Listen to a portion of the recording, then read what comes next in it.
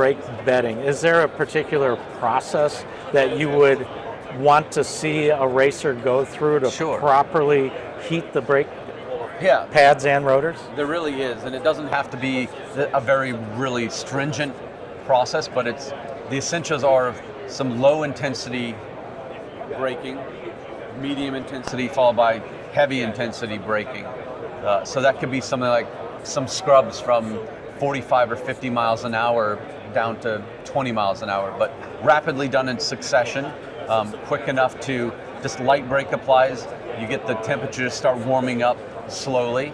After, say, 10 to 15 of those, you could progress onto your medium intensity and moving your speeds up to 60 or 70 miles per hour with a more firm pedal apply from 60, 70 down to, again, 20 miles an hour, but still not near ABS engagement, not a full hard stop yet.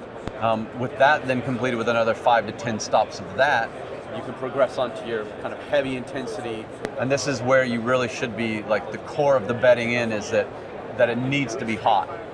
Okay. It needs to be kind of at its hot operating temperature, which for our pads can be anywhere above 300 C, 400 C. You should start to smell the new pads and rotors. I was like, hey, I'm smelling brake pad material.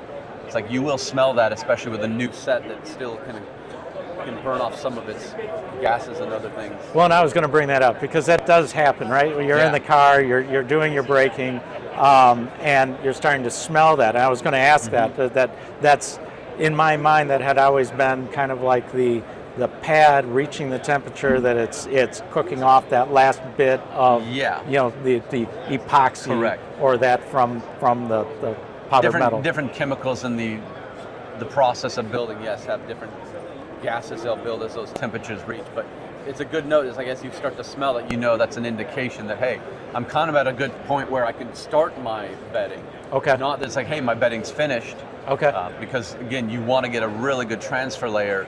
And so at that point, you now can do kind of your heavy duty stops, 80 miles an hour down to 20, down to 10, and making sure to accelerate rapidly back up the speed to be able to reapply before they cool off again, too cold. So 5 to 8 of those stops is generally sufficient.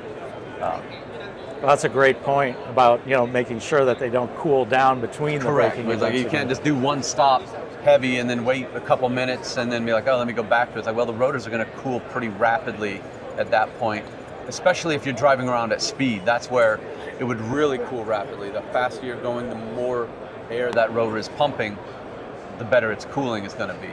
Yeah. This has been Ed from Demon Speed with James from PFC.